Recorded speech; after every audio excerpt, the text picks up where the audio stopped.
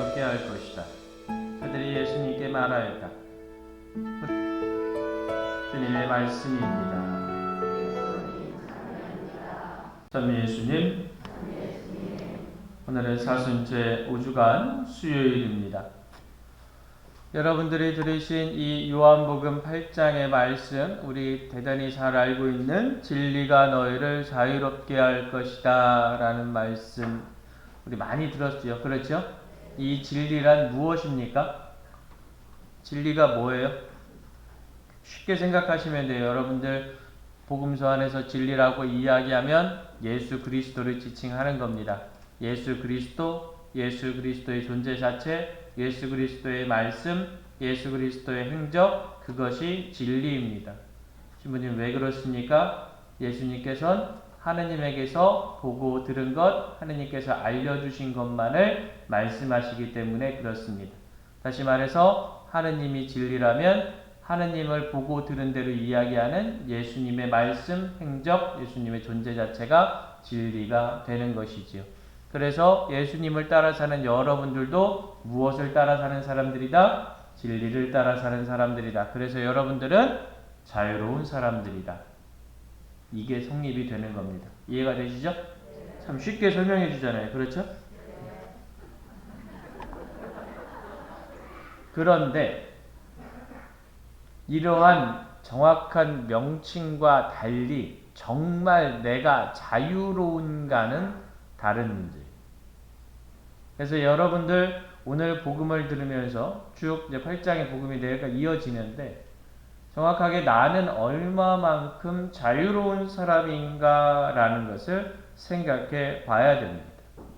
우리가 흔히 생각하면 자유로운 것은 억압이 없는 상태를 이야기하지요. 그렇죠? 그래서 이 억압이라는 것은 우리가 제일 처음 생각할 때 무엇입니까? 외적 억압을 이야기합니다. 나의 심신이나 여러 가지 상태가 구속되어 있는 상태를 억압이라고 이야기하는데 오늘날의 세상에 있어서 이 억압이라는 것은 그렇게 많이 등장하지는 않아요. 그런 경우가 많이 없으니까. 그럼에도 불구하고 우리가 자유라는 완전한 해방의 상태로 가기 위해서는 단순히 외적인 억압뿐만이 아니라 반드시 무엇을 생각해야 된다? 내적인 억압이 풀린 상태를 생각해야 된다라는 거죠. 여러분들 마음속으로 짐 하나는 다 있으시잖아요. 그렇죠? 저도 마음속으로 짐이 있습니다. 어떤 짐이 있을 것 같아요?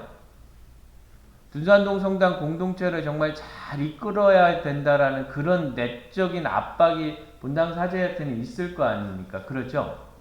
여러분들도 우리 둔산동 공동체를 위해서 내가 열심히 봉사해야 되는데 그렇지 못한 거에 대한 압박이 있잖아요.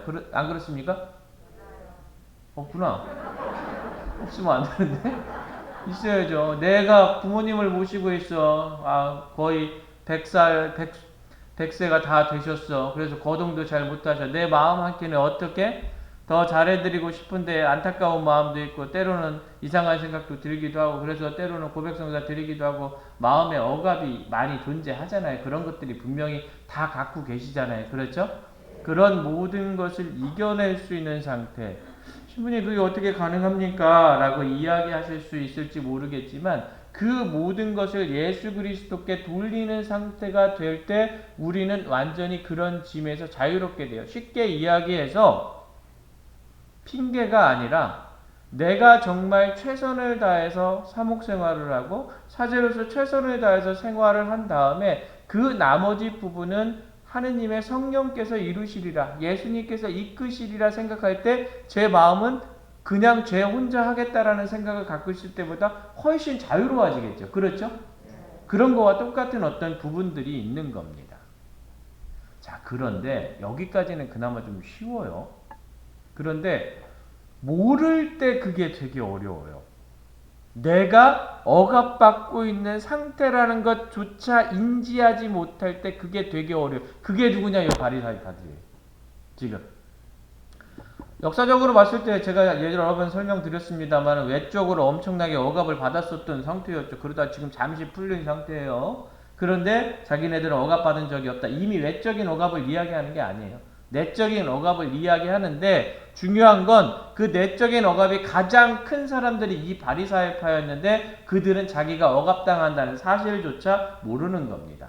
뭐에 억압당하냐면 나만의 욕심, 나만의 자만, 인정받고 싶은 욕망, 무엇 해야 된다라는 관념, 반드시 이거는 이렇게 될 수밖에 없다라는 자신만의 기준, 이런 거에 완전히 억압당해 있는 거예요. 더 쉽게 한번 설명해 드릴까요? 자, 제가 경험담이에요, 경험담. 자, 여러분들이 물건을 사는데 예를 들어서 30만 원을 예산을 딱 잡았어요. 그런데 물건을 하다 보니까 어쩔 수 없이 38만 원이 들었네. 1번. 예산을 50만 원 세웠어요. 근데 1번이랑 같은 물건을 사는데 2만 원을 아꼈네. 48만 원이 들었어. 2번. 어느 게 잘한 거예요? 1번이 잘한 거예요? 2번이 잘한 거예요? 다시 물어볼게요. 1번이 잘한 거예요? 2번이 잘한 거예요? 1번 손 들어보세요. 1번. 2번 손 들어보세요. 여기 그렇구나.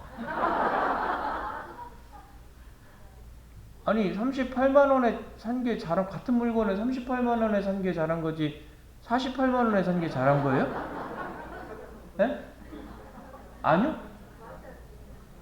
근데 왜 그렇게 하세요? 혹시? 의심하지 마세요. 왜 본당 신부 말에 의심을 해? 다시 한번 손 들어볼까요? 1번이 잘했다. 2번이 잘했다. 제가 왜 이 예를 드냐면요.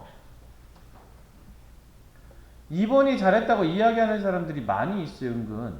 여기 있네, 분명히. 웃지만 웃을 얘기 아니에요. 그러니까, 그게 잘못된 거예요. 여러분들, 기준이 잘못된 거죠. 한 물건을 사는데, 최대한 할 수 있는 그 기준을 잡았어. 그러면 30만원에 하려고 했는데 38만원에 딱 잡았었으면 더 좋았겠죠. 그런데 그게 안 돼서 어쩔 수 없이 조금 늘어난 것과 기준을 이렇게 높게, 예산을 이렇게 높게 잡아놓고서 말도 안 되게 딴 데보다 10만원을 더 썼는데 마치 기준 안에서 2만원이 깎여서 그것이 2만원이 싼 것 마냥 얘기하는 것과 뭐가 차이가 있어? 뭐가 다릅니까 이게? 잘못된 거죠, 철저하게. 그 기준이 잘못된 거예요. 얘가 아니라 이게 뭐냐면 여러분 웃을 얘기 아니라니까요. 이거 흔히 무슨 마인드라고 그러잖아요. 네? 무슨 직장, 세 글자로 된 직장 마인드라고 그러잖아요.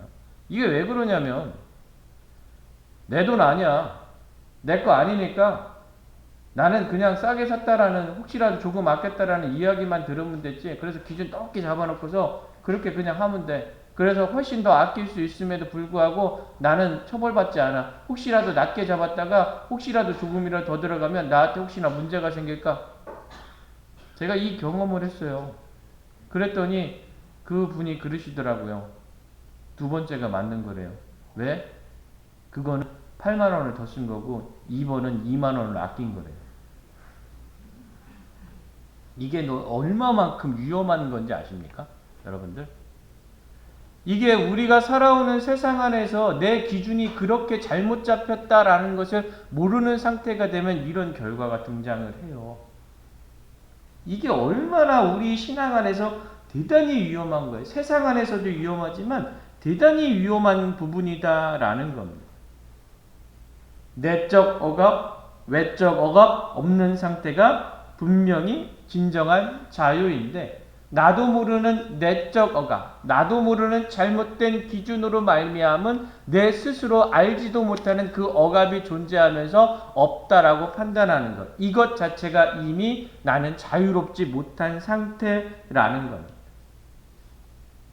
오늘 아브라함이 등장해요. 우리는 아브라함의 자손입니다 라고 했을 때 예수님이 너희는 아브라함의 자손이 아니다. 아브라함은 그렇게 하지 않았다 라고 이야기한 가장 근원적인 부분이 무엇입니까? 아브라함은 하느님의 말씀을 철저히 믿었지요. 그래서 어떻게 자신의 전 존재를 증명할 수 있었던, 자신이 가지고 있었던 그 고향 안에서의 모든 권위라든지 가지고 있었던 재산이라든지 가지고 있던 그 모든 것을 다 버리잖아요. 자신의 전 존재를 확인시켜주고 있었던 그런 모든 것들을 다 버린 상태에서 완전히 새로운 것을 향해서 떠나고 있는 거예요. 오로지 하느님의 말씀만을 가슴에 채운 채. 그런 사람이 아브라함의 자손이 되는 거지, 내가 단순히 육적으로 아브라함의 직계 자손이라고 해서 아브라함의 자손이 되는 것이 아니다라는 거예요. 그럼 우리의 모습 역시도 어떠한 모습인가를 생각해 봐야 된다라는 거죠. 여러분들이 영세를 받았다라는 사실 자체가, 여러분들이 레지오를 30년 했다라는 사실 자체가 여러분들이 예수 그리스도의 제자임을 인정하지 않는다라는 거예요. 여러분들이 예수 그리스도의 진정한 제자가 되려면 여러분들의 외적인 모습, 내적인 모습이 예수 그리스도로 가득 차 있을 수 있어야 된다라는 겁니다. 그래서 여러분들이 성찰해 봐야 된다라는 거예요. 내가 지금 알고 있는 기준들, 내가 지금 생각하고 있는 삶의 모습들, 내가 교회 안에서 행동하고 있는 그 모든 것들이 과연 예수 그리스도의 말씀에 부합하는 것인가? 내가 진정으로 살아가고 있는 세상 안에서의 나의 모든 잣대들이 정말 교회가 가르치고 있는 것과 합당하게 맞아 들어가고 있는 것인가? 만약에 그렇지 못하다면 나는 바리사이파와 다를 바가 없다라는 거예요. 내가 사제이고 내가 수도자이고 내가 정말 열심한 신자였다 할지라도 그런 것에서 자유롭지 못하다면 나는 결국에 바리사이파의 다른 모습일 수밖에 없다. 이것을 성찰해 보는 것이 대단히 중요한 부분 중에 하나입니다. 저 지금 깜짝 놀랐습니다. 준수한동에서 레지오를 이렇게 열심히 하신다는 분들이 기준을 그렇게 생각하고 있다는 거에서 제가 지금 많이 충격을 받았어요. 없어질 일이 아니에요. 바뀌셔야 됩니다. 변화하셔야 돼요. 진정으로 내 안에 가지고 있었던 그런 것들이 틀릴 수도 있다라는 가능성에 대해서 열어두셔야 됩니다. 그래야만 예수 그리스도가 들어올 수 있습니다. 한번 좀 생각해 보셨으면 좋겠습니다. 조만간 성주가 시작되지요. 사순식이 우리 고백성사 드리고 있는데 우리 성당에는 마리아가 되게 많이 있습니다. 죄가 없으신 분들이 반이 넘어요.